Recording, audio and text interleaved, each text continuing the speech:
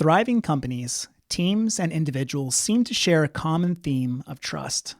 Trustworthiness is similar to oxygen. It's often not thought about until it's absent. Then it's all we can think about.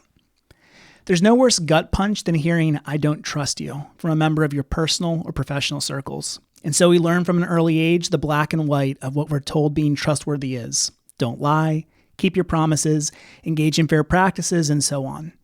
Yet so much of work is in the gray. A series of small choices, decisions based upon probabilities, best intentions with uncertain outcomes. Relationships characterized as trustworthy are not passive. They are purposeful and often built upon scar tissue of lessons learned. And those scars have stories. Join us as we get into the messy and complex pieces of relationships where trust is either strengthened or weathered away.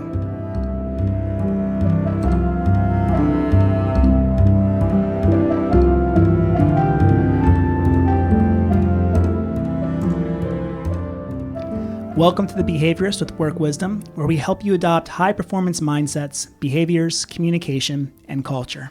I'm your host, Ryan Berardi. Our intention for the Behaviorist podcast is to share accessible, concrete practices that you can weave into your whole life to begin a shift toward joy and meaningful achievement. Today, we're returning our focus to trust and digging deeper into the gray areas where maintaining trustworthiness or trust hygiene may be difficult for professionals. We are so grateful to have Dr. Taylor Alouisa and Dr. Alex Rohrer joining me. Welcome, folks. Thanks for being here today. Thanks for having us. Thank you. So let me just go give a brief introduction to both of you. Dr. Taylor Alouisa is the principal of Leola Elementary School within Conestoga Valley School District. She also has her doctorate in educational leadership and educational technology. And Dr. Alex Rohrer currently works as a community school director at Burroughs Elementary School within the School District of Lancaster and is an adjunct instructor of behavioral sciences at Wilmington University. Alex has his doctorate in prevention science, researching mental health promotion, violence prevention, and criminal justice system challenges. How are both of you doing today? Great. Pretty well. How are Good. Are you excited to have this conversation? Oh, yeah. Yes. It's an important one. Yeah, I agree. There's so much that we can talk about. We're going to have to keep it to an hour, but I feel like we could probably talk for hours about this, right? Yeah. I am just very excited to have both of you here with me. So prior to working in private industry, I spent 17 years in public education as a teacher and then principal. Both of you are doing important work in education right now. In addition to the general value your lived experiences have, I have found that education environments include stakeholders with such varied needs, very different lived experiences, different priorities, and definitely varying emotions. To do both of your jobs well, both of you have to build, maintain, and repair trusting relationships with individuals who have varying levels of understanding of the science of your industry, who have their present logic or reasoning impacted by a host of emotions, and who have exposure to you maybe daily or maybe once or twice a year. So really, I can think of no better individuals to talk to about organizational trust than the two of you who've been building trusting relationships with a rotating door of hundreds and hundreds of stakeholders year after year. So no pressure, but I think you're both rock stars. Thank you. So allow me to set the stage a bit here. In June of 2023, the Behaviorist featured Kedron and Sarah as they discussed trust in depth through understanding frameworks, providing clear expectations, and knowing when to make tough decisions on relationships when building trust has proven to be unlikely. There they share Rachel Botsman's definition of trust, a confident relationship with the unknown. I'm going to offer another definition that I think does an excellent job at defining trust from Brene Brown. Choosing to make something important to you vulnerable to the actions of someone else. In that same podcast, we learned the drivers of trust are logic. I know you can do it. Your reasoning and judgment are sound. Authenticity. I experienced the real you. And empathy. I believe you care about me and my success. So let me just pause there for a second. This is a little off the cuff, but just you heard two definitions of trust in the drivers. I am curious about your reactions to either of those definitions or the details within, or just about the foundation of trust in general. Taylor, can I start with you? Just reactions to those definitions. Yeah, I think both of them are really spot on in very different ways. At the core, I think of trust really is that relationship piece. And so when you're thinking about a relationship, it is really dynamic and it's multifaceted. And although the definitions aren't the same, when we're building trust, we're really focusing on that relationship. And so there are lots of components that go along with it. Yeah, love it. Alex, how about you? What are your thoughts? So I love both of the definitions as well. I'm a very visual person. Yeah. So I like to when I'm thinking of any kind of word or any kind of term, I really like to bring a picture to mind. And for me, trust is like a bridge, because it's literally connecting people. So I know a lot through trust conversations, they talk about it being broke or not broke.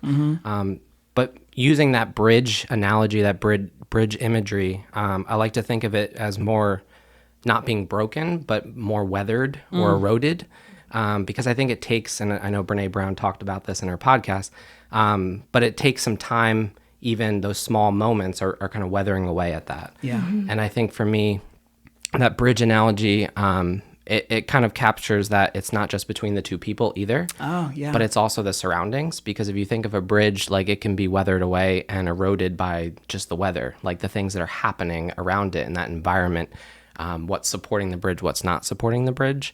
And so then I think of, that would be an analogy to maybe like institutional racism or a history of trauma. Those are things that erode trust that necessarily doesn't have to deal with the two people in the room. Yeah. So I think for me, that bridge analogy really helps me conceptualize what trust is broader than That's just awesome. the people. Love that. So what I promised our listeners that we're going to do in this podcast is get into the real messy and complex moments of trust. And this is, I hope, not only going to be valuable for the listener who's passively, taking care of catching up on the behaviorist, but also for future clients of Work Wisdom when maybe they're having some tricky situations with trust. And so let's talk about some pivotal, complex moments where it's challenging to leverage trust. I want you to start by thinking selflessly about trust and talk about our role in helping our reports or our employees that we serve in developing their own self-trust. It's no secret that self-trust is vital in order for us to extend trust to others and for others to assess that it's wise to actually trust us. So I'm curious, what role, if any, do managers have in helping their employees develop self-trust? Are there any missteps for managers to avoid? Alex, how about I start with you on this one? Sure. So I think this makes me think of it was a Harvard Business Review article that you had shared with us, talking about authenticity, logic, and empathy in it. And you mentioned it in the beginning of the podcast as well. And I think the role that we have as a leader in our organization is to be able to identify which one of those is the trust wobble for ourselves. Yeah. Because if we can't even do that, how are we going to ask somebody else to do it? So we kind of have to practice that, which kind of gets into that piece of the integrity piece of Brene Brown's talk too. Like, you're not just preaching these kinds of things, but you're actually practicing them. Yeah. So I think for me, identifying what my trust wobble is, as they talk about in the article. And for me, this one really, I did reflect on it for a little bit, and authenticity was my struggle point. And I think that came from a colleague saying to me, like, serious is not a good look on you. And I was like, oh, what does that mean? And I reflected on it, and I'm like, it's because I'm not trusting myself to be authentic at work. I'm a very humorous person. I love to do that. And I think it's partly because when you go to a workplace, there's this maybe false assumption that you can't be fully authentic because it's a workplace. You have to be professional, and you can't bring those things to work, when in reality, those things make you stronger usually, if you're being authentic. So I think that one really opened my eyes and kind of changed the way I approach things.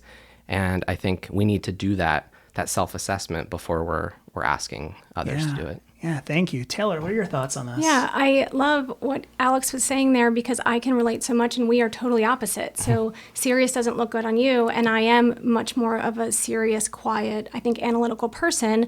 And I think as a result of that, and I am a firm believer that a lot of trust is made in our own head based on interactions that are happening, whether that's, behaviors, conversations, communication. And so it's difficult for me sometimes, because although in my head I feel like I'm being friendly or bubbly, that's not always how it comes across to other people. And so I have to work really hard in those moments to build trust and to really be strategic in how I'm behaving and modeling what I'm expecting of my staff. And so that's a difficult component for me to juggle sometimes. But I think too, being authentic is huge, and something that Brene Brown had said in her podcast, and something that I really appreciate, is that if we're being vulnerable, then that is seen and then is also reciprocated. And so a big shift in actually a lot of the work that I did with Kedron is sharing with my staff, what are my areas of growth? What are my goals for this school year? And doing that at a faculty meeting and talking through why I chose them and what my action steps will be and what the staff's part in helping me achieve my goals are. And through that, I had so much feedback like, wow, that was really impactful for us to see that, you're not just holding us accountable, but you're also, being held accountable in your role as well. And it's like he said, those little moments that really make a big difference. Yeah. I remember as a younger principal, it was really kind of scary for me to be professionally vulnerable. In many ways, even my own internal dialogue was, who the heck do I think I am trying to run this school? Yes. And so I hear what you're saying, both of you, and it makes so much sense to find ways to have that metacognitive process of how you develop your own self-trust, doing that out loud, perhaps in group settings where it's the right time to do it, but also individually. Maybe you have a staff member who is having trouble trusting themselves, and maybe just hearing your own story, showing enough vulnerability you feel is appropriate in that moment can help them maybe build their own trust. Love that. Very cool. Yeah, I love Adam Grant, his podcast too, so Work Life, and he actually it was an episode about building trust with people you don't like necessarily. Yeah. And so one of the things he had found in some of the research he looked through was that actually vulnerability is before trust. And a lot of people assume it's the other way around where you have to have trust to be vulnerable. Yeah. But he's saying how one of the studies he talked about was with strangers, and they had them ask personal questions of each other. And the people who engaged in those questions actually felt more trust afterwards, even though they were strangers. And actually one of the couples went on to get married. So these people that had no idea of each other, that vulnerability built so much trust that then they could have a relationship after that. Wow. Cool. All right. So now we're going to move to a really difficult scenario. Situations where perhaps leaders have made a decision that has caused broken trust, even if accidental. And I guess I should pause here for a second, because the reason this question came to mind is because, unfortunately, there have been times throughout my career, certainly accidental, but I can think back to easily a handful of situations where I'm like, man, that choice I made broke some trust. And sometimes I don't know that I repaired it well. Other times maybe I did an okay job in it. But here's the thing with practicing trust, right? It's like we're not purposely trying to get into sticky situations where we can practice it like once a week. So when it happens, it oftentimes catches us off guard. Yeah. So in any event, when trust is broken, even if accidental, when a person breaks trust, especially someone in a position of authority, what are the short-term and long-term steps that need to take place to begin the rebuilding process? And how do you know if you're succeeding during this rebuild? I envision somebody years from now listening to this podcast who just had an accidental blunder, and they're like, man, where do I begin? And so cue Taylor and Alex. So Taylor, let's have you kick this one off. So I think this is another position to be vulnerable. Who is always trustworthy? There is nobody that is always trustworthy. And it could be, even the tiniest little thing, a small interaction where you say something and then you don't follow through on that. Those small interactions ultimately lead to, whether or not I trust this person. And so it is something that as a leader, you have to be very intentional about. If I say something, I need to make sure that I'm ready to follow up on it, whether that's with a parent who's upset about a student situation, a community organization, like, yeah, we'd love to partner with you, or, an interaction with a staff member. And that component, sometimes it's a lot to juggle. So making sure that I'm not ever biting off more than I can chew, that I'm making sure that my commitments are manageable. But again, like you said, we're human. And so I think vulnerability, owning, and that's really hard to do in some instances, but you can't shy away from that. And so I just think part of my leadership culture is I really try hard to create and maintain a culture of authentic communication. And so if I make a mistake, I do feel like I could say to my staff or to a family, look, I was wrong, and here's why I was wrong, and here's where I was thinking that led me to this wrong, or it was an oversight, being very sincere and authentic. And I think most times when you really confront it head on, it really does wonders it opens a lot of, even communication dialogue about, what I could have done better, give me some feedback. I'm not better or worse than anybody else in my building, and really accepting that. But the short-term steps would be, number one, to own it. Really get a finger on your pulse of how did this impact the culture of my building, of my community, or, just even that relationship with that family. And then really sort of creating some action steps to dig yourself out of that. Step one, obviously, being ownership, but then step 2, 3, and 4, how do we repair, whatever that incident was? And really making steps, but being clear with whoever was impacted by that breakdown of trust. And then the long-term piece is there's really potential growth when there's a breakdown of trust and you tackle it the right way. I really believe that if you really focus on, rebuilding, what is that, what is my goal for culture? What does this communication look like? How am I checking back in? Who are people that I really trust to give me honest feedback about, what is the general sense of, digging myself out of that hole? I do think it can be a great opportunity for the staff or that family to see you as human, but also that you prioritize, gaining that trust back or making that situation, right. And all of that is so critical in any organization, not just an educational one, but really any institution. I want to touch on part of what you discussed about, that plan to kind of right the ship. Mm-hmm. And I realize I'm putting you on the spot with this, but okay. So there's a podcast. Yeah. How public does that plan? And I know it can depend, but how public might you make that plan? I mean, do you share? So let's step away from school for a second. Let's just talk about organizations in general. Yeah. You're maybe a mid-level manager. Mm-hmm. Do you share it with your boss? Do you share it with the people on your team? Do you share it with cross departments? It doesn't matter who it impacted. Like, how public would you make that plan? So I'm very blessed to have a very good relationship with my boss. And if any mistake I make, I feel like I can go to her. Yeah. And we do have a culture of communication, forgiveness, and growth. Mm-hmm. And so I would most certainly talk to her about it. But when there is a breakdown in trust, I think being public in the sense that, like, I don't want to make those action steps myself. I made that mistake. So I do want to get, some feedback from everybody that was impacted in order to develop those steps. And so there is a component of you have to be so vulnerable that you're willing to, really lay it all out for whoever was impacted in that scenario. And sometimes it's your whole staff, your whole building, everybody that works there. And really, gaining that feedback. So I do think the public component of that is owning it so much that people see that you're really making the effort to make it right, no matter how much of a hit it might be to your ego. And there is a big part of ego you got to drop that at the door when there's a breakdown in trust. That is a very big component in my mind. Well said. Alex, how about you? When trust is broken by somebody in leadership, how do you build that back? Well, Taylor said it really well. I'm going to just... The only thing I would add to that really is it's the similar things that we're teaching our students too, is that when they make a mistake, you're asking them to own it because they have to take ownership. If they can't even acknowledge that, it really puts a barrier up between, making any future steps. Apologizing for it, and sincerely, authentically apologizing for it. And really making sure that the other person accepts that before you move forward. It's so easy just to say, I'm sorry for breaking your trust.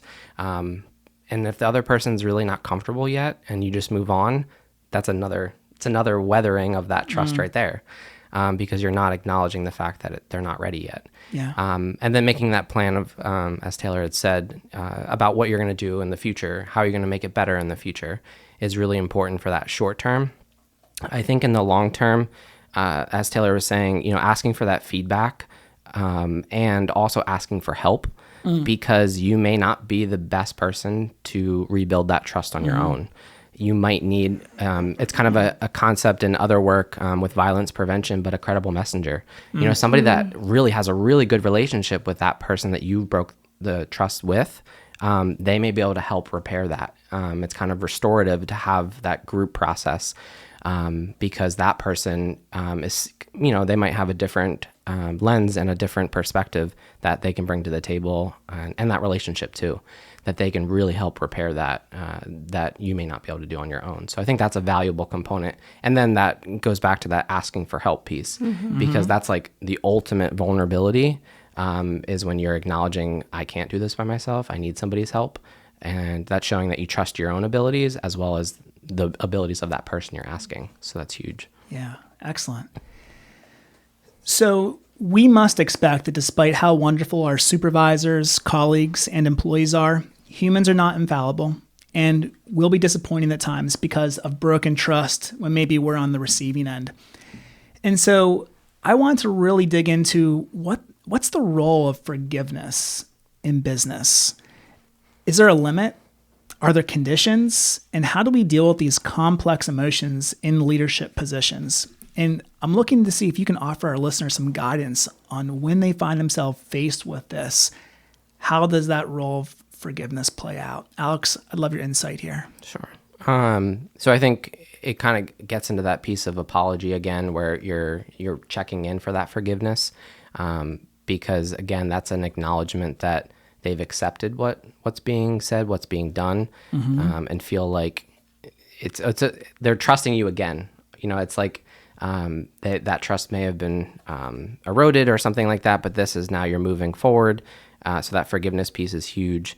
I think one of the things that maybe moving forward that would maybe help with forgiveness is being able to identify what are some things that may lead to that trust being eroded again.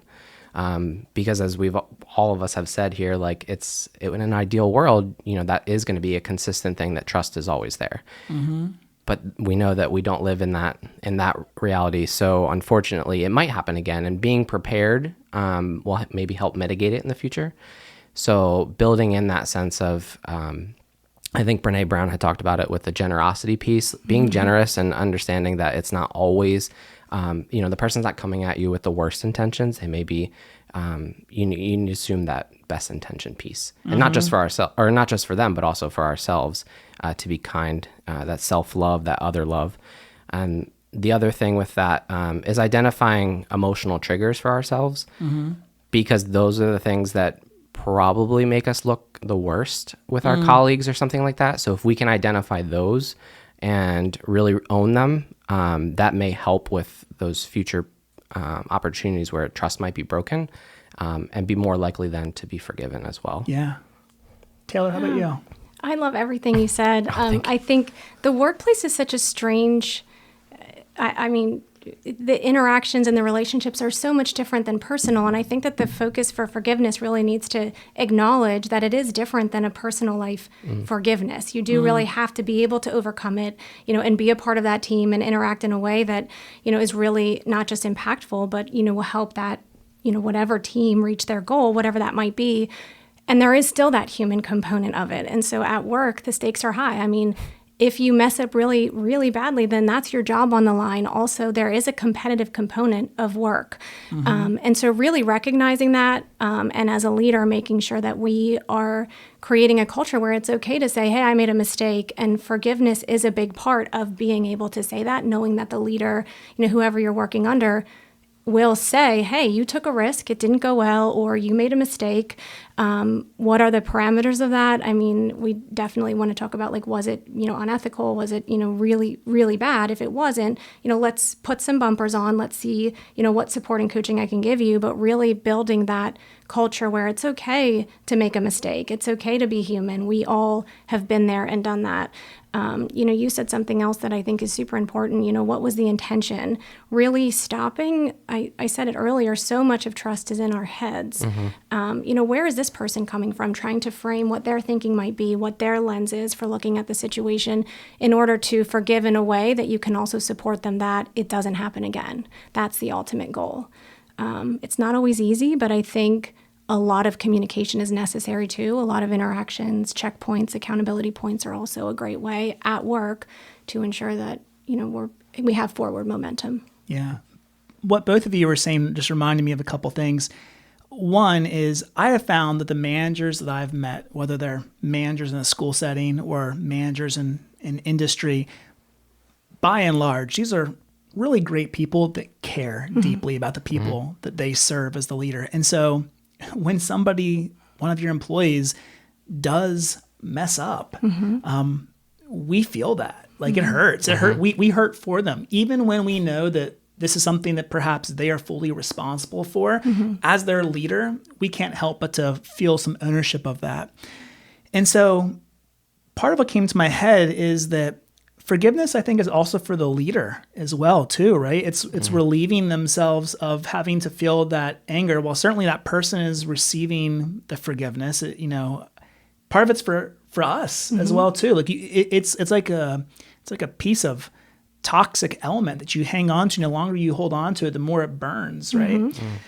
The second piece is that I was reminded of when both of you were talking was it's not an either or when it comes to forgiveness or consequences. It's forgiveness and natural consequences. There are times, as you mentioned, Taylor, where depending on the severity of what has happened, someone can and perhaps should be forgiven. In addition, it's not but in addition, has this happened multiple times? Because if it's a pattern, that's maybe a different conversation than the first time something happened. We often talk about, in my place of business, there's a difference between failure and sloppy mistakes. Failure is going to happen a lot, and that's how we get better. Failure, I had a previous boss share with me that failure is tuition for future success. But sloppy mistakes, where they could have thought more about something and they just chose to cut corners and then people were hurt because of that, we handle that a little bit differently. But forgiveness can still be present in both of those. I think that's what keeps us human. Keeps us grounded, what makes us people. Last question I have for both of you, and this one might really hit home for both of you because you're in environments where there are multiple groups working together but have sometimes different interests. And this can always be so tricky. There are times when groups have been systemically set up with different interests based on difficult histories, or maybe they even see each other as adversaries in some months and other months as partners. Examples might include environments where you have a union present and then a leadership team, or perhaps you have a board and a leadership team that don't see eye to eye. What I'm not looking for here, and obviously not that either of you would do this, I'm not looking for any type of finger pointing or blame. There's no good or bad guy here. It's just groups with inherently different interests and also some overlapping interests.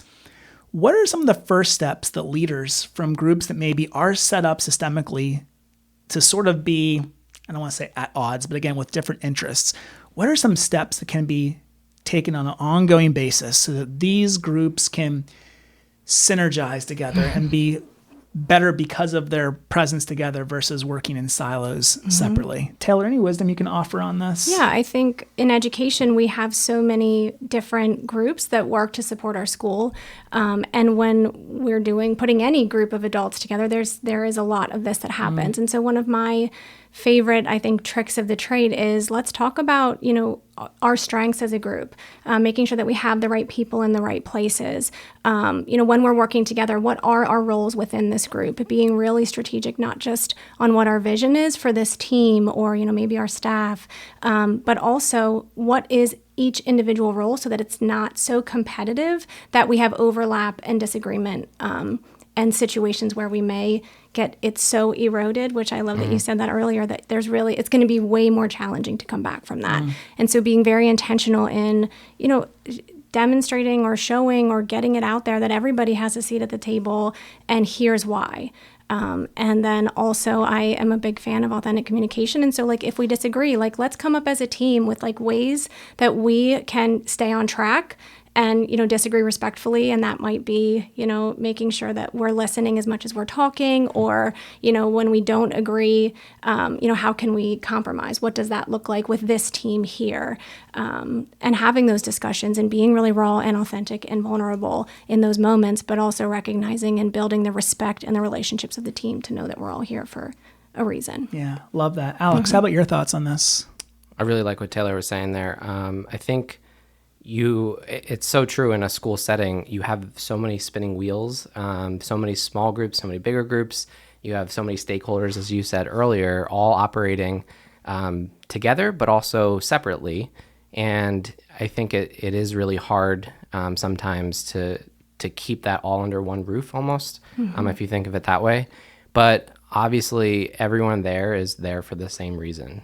All of us have that same vision, that same mission of what's best for the student, what's going to promote their learning going forward. And I think when we're looking at it as little pieces, little teams, it's one thing, but thinking of it as one big team and one big culture, I think a lot of the times we're wondering, do all of these fit in that culture, right? Do all of these team mentalities, do all of these team goals fit into that? And instead looking at it more as, and this was kind of talked about in the podcast I listened to by Adam Grant, he had said, looking for cultural contribution. So what are they each able to contribute to that overall culture versus what is, and what's missing? Because each of them can fill in that kind of gap, instead of saying, how do we all fit together and all this, but it's, what are they bringing to the table?